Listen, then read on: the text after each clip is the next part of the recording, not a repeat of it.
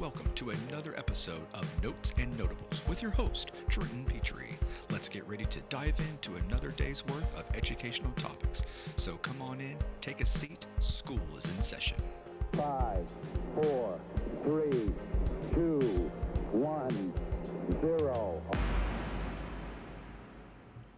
Okay, we have made it to our first real break.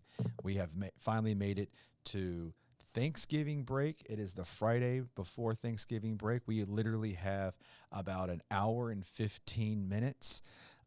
I'm here. I'm your host, Trenton. I'm here with my assistant director / co-host, apparently sometimes, Abby. Abby, how's it going? It's going good. I really didn't know if I would make it. Yeah, it's we're all like literally it's a beautiful day out here in Houston, Texas. We're taking the kids outside, just kind of running around. We kind of went through hot cross buns together. One of the first times that we put the beginner classes together and played hot cross buns together, and then took them outside, ran through a bunch of stuff in the older band classes, all their Christmas stuff, and just trying to take it easy. For this week. Okay. So real quick, I just want to say, Abby, what are your plans for Thanksgiving break? So catching up on sleep for one thing.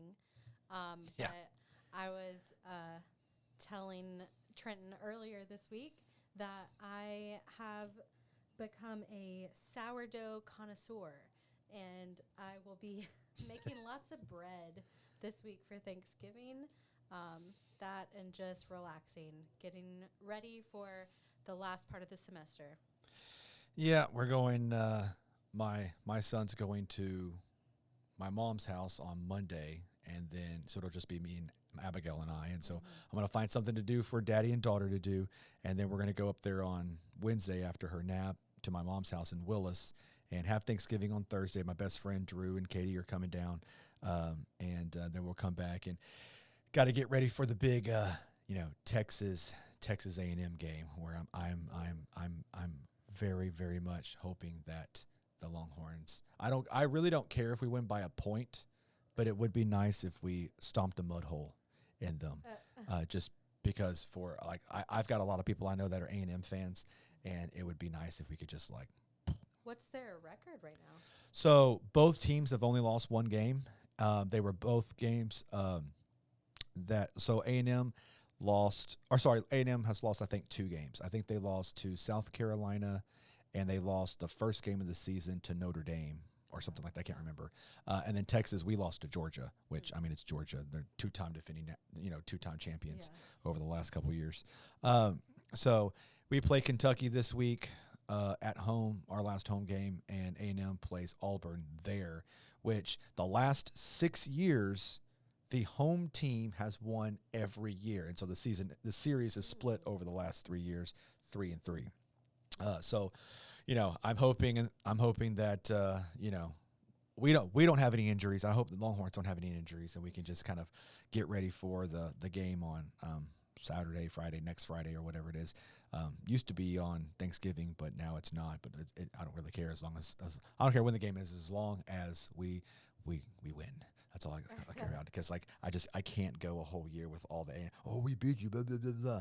This is like this A&M is the same team that when they hired their last coach, Jimbo Fisher, at his introductory press conference, they gave him a plaque that said national champions and had the year blanked out, as if to say, we know you're going to win a championship. Here's your plaque, and when you do, we'll just put the year on there. And he ended up getting fired, and they owe him like $80 million because of his buyout. So it was not, A&M has not made good choices in the head coaching department as of late. So they're hoping that this new guy who used to be a defensive coordinator for them is the dude. But anyways, and then I think on Saturday or Sunday, ending Thanksgiving break, we're going to go down to the beach house to do Kristen's family's Thanksgiving or whatever. That'll be fun. Yeah. Well, and it's always nice to kind of get away and kind of go down there or whatever, have more adults. So, if I don't want to like be by my son's side or whatever 24/7. Somebody else can. Not that I don't love my kids. It's just like sometimes dad needs a break. Mom needs a break. Dad needs a break. And so when, cousins are around that can kind of entertain them, or aunts and uncles or grandparents, it's nice to have other adults. I get it. Yeah, we're going to be going to Louisiana on Thanksgiving, or the day before, but for Thanksgiving. So that'll be nice to get out of town for a little bit, and then we'll head back in and go the opposite direction, go to San Antonio for a bit. But I love San Antonio. Unfortunately, I will not be able to go to Team EA this year, like I have for the past, 15 years of my life, because my wife and I are expecting our third and final child, and the so exciting. the due date is the week after Team EA, but she's probably going to get induced on the Friday of Team EA, which also happens to be Valentine's Day. So, Valentine's baby. yeah, and it's going to be real. I mean, it'll be one of those things that's like, if the stars align, it's going to be a girl on Valentine's Day. And so I feel sorry for her future boyfriends and husbands that her birthday is on Valentine's Day. We'll have to make it very clear up front that is that no, we're not celebrating two holidays. Like, you don't get two sets of gifts, okay? It's one gift. You get everything on one day. We're not going to have birthday the day before and Valentine's Day is Valentine's, or vice versa, But I feel sorry if that happens. But I'm hoping for another boy. We're not finding out since we have one of each. We have everything we need, and so we're not finding out. I want to, and boy, I was looking at the when I went back in October with her to get do the first real big scan. We were the pictures of the baby were on the screen, and I mean, I was looking. I have no clue what I'm looking at. I mean, the tech was like, "Oh, I want to tell y'all what it is, really, really bad," and I'm like, I have no clue. I like training. That's what you got, because I'm looking at this going, I couldn't tell you if you said, "Hey, you can tell me what it is for $1 million," I'd probably guess wrong. I mean, I know I have a 50-50 shot, but I wouldn't be able to tell you. Okay, and then when we come back, we got only 3 weeks until Christmas. We're leading up to our Christmas concert. We don't do here in a long while a Christmas concert for the beginners. We do like a demonstration where their parents come in during their class period and kind of sit next to them, and we show them what we've been doing and this, that, and the other. And we have parents like count and clap and learn how to tap their foot. And then that way, when they do it wrong, the kids can go, "No, Mom, that's not how you do it." And, and all that kind of stuff. And then, and they get to be the band teacher for, 20, 30 minutes. And parents usually have a great time with that. And it's a lot less stressful on us because we can do stuff that we've been doing in class, and we don't have to learn anything new or extra. We can just stay on schedule with the fundamental stuff that we're doing. So I've done that for the past few years, and I feel like that's way less stressful on us to try to because early in my career, I'm like, oh my gosh, I got to do this. I got to do the Christmas concert. So we have to stop doing the fundamental stuff every day out of the book or whatever, resource I'm using, and start teaching this music, and then, one year we changed to just like a demonstration, and I was like, man, this is so much better. And then the actual Christmas concert is just like the fall. It goes by real quick, because it's just the, second band, the top band, they play a couple pieces and bada boom. This year we're doing something a little different. I was talking with Abby coming over from the high school, and we're doing a grand finale with both of our bands on stage, and any high school band kid that wants to play with us, with doing like a marching band parade Christmas type music. And so we have like 7 tunes that are in marching band style and parade style, and we're just gonna parade through all of them, and on stage after everybody's done, after both bands have done. And how many kids did you say had signed up from the high school to play with us so far? I think I saw on the list it was about 40. Yeah, so like 40. So, and I'm going to go over there and invite more of them to show up and all that kind of stuff, and see if we can get, because I mean, the more the merrier. But I think that'd be kind of cool, because the music's real easy. It's Alan Gray's 3 Christmas parades and 3 more Christmas parade pieces, and they're very like junior high band ish, where you can, like, if you junior high band, you could do that and learn them pretty quickly. But if you need something that's a kind of a hip, marching band Christmas tunes that you can involve, your whole group, or if you're you involve like your high school feeder, or if you're one of those band directors that teaches 6 through 12, this could be like a whole thing where all your high school kids plus all your 7th and 8th graders can do, together, and the music is not terribly difficult at all. And so you should check that out. So in the last 3 weeks here before we get to Christmas, I know in the brass world, the things that we're going to be focusing on is bugles and trying to move our lips without moving our valves, and trying to do all that kind of stuff, going between all the different positions, and working on going back and forth between different partials and different notes without moving our valves to strengthen our lip muscles, getting prepared for in the spring when we start scales. And one good thing about brass is, well, it's kind of all the same. Like you can say, hey, I'm going to work on bugles and lip slurs. Cool. That's for every brass instrument. Unlike woodwinds, where it's literally like always different. So what are your plans for the next like 3 weeks after we come back to kind of like finish off the semester with the woodwinds? Yeah, well, so like this week, we combined a little bit our classes, and it was good for me as a non-brass and non-woodwind person to see like what they can do, and what I need to work on. So like we're gonna definitely continue working on good tone production, firm articulation. There's some kids that I guess are already a little not lazy, but just need to work on it more, right? Oh, a 6th grader that's lazy. Novel concept. And just kind of getting our fingers moving a little bit more. Most of the tunes that we've been playing have only been the first 3 notes. So maybe adding, the next 2. We can play more than 5, 7 notes or so, but we just haven't read any little tunes that are more than 3. So getting their finger dexterity going, and just checking on all those little things that we've been working on since day one.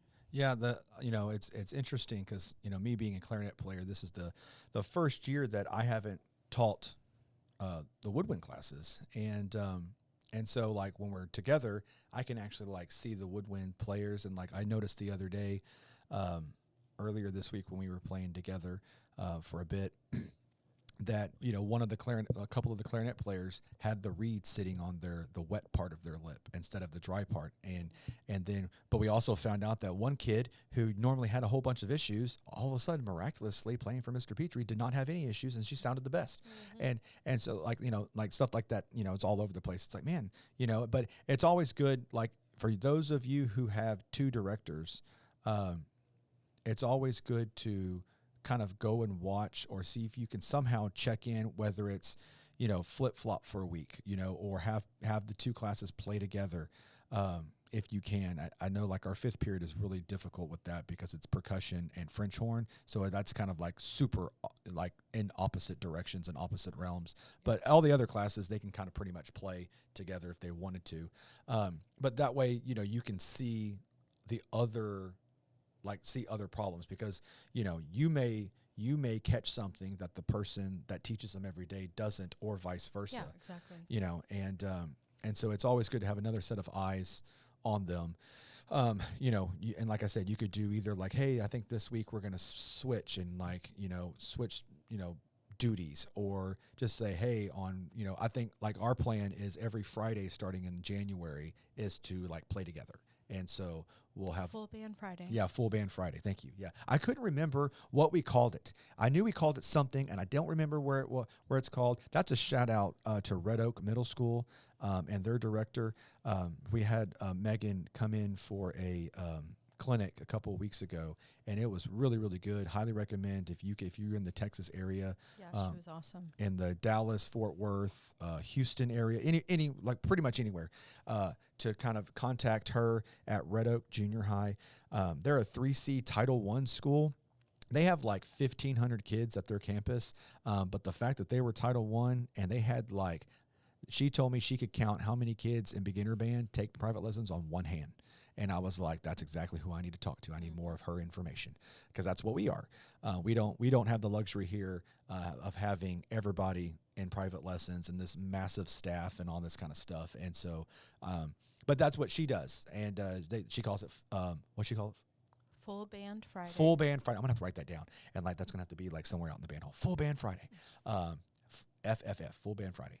So try it if you don't already. Try it, but especially like if you are a teacher who has a new assistant or an assistant for the first time, you really should probably be doing that. So make sure that you're just helping that person along a little bit, and you don't even have to be.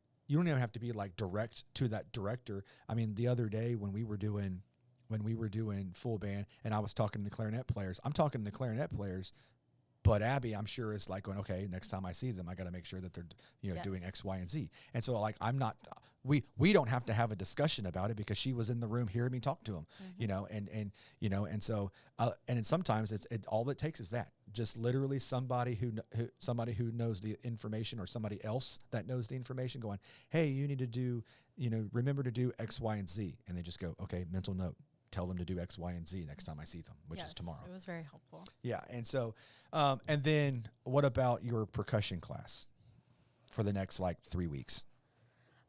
So we have done a pretty good amount of switching between practice pad and keyboard.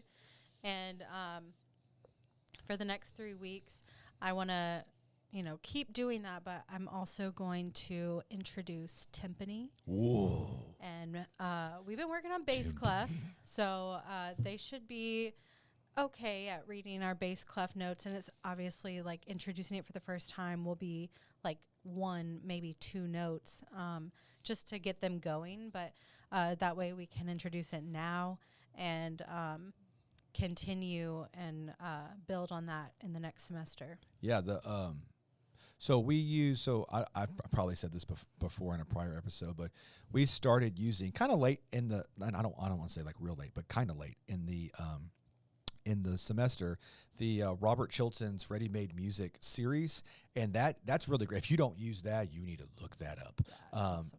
He teaches both. You can use it for band, choir, orchestra. Yes, orchestra directors, they do have a viola aspect of that. But they have, like, he teaches both bass clef and treble clef. And right now I have my Sonic drink coming in because I was one of the people that talked about UT. Thank you, Mr. Burden. Mr. Burden is one of our choir teachers here. He's saying hi. Mr. Burden. Yeah, shout out Mr. Burden, yeah, in the Bonnet Choir. There will be an episode soon where the choir directors will be on because I have enough stuff so the 4 of us can chat. But what was I talking about? I went off on a tangent. I do that a lot. The Sonic drink.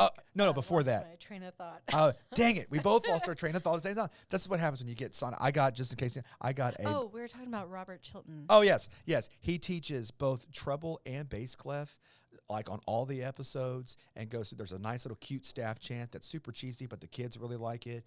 There's like one short worksheet that goes with every single video. We call it Wacky Wednesdays. And we watched, unless something's going on Wednesday, like this week we had an author visit from Toronto come down and like speak to the kids.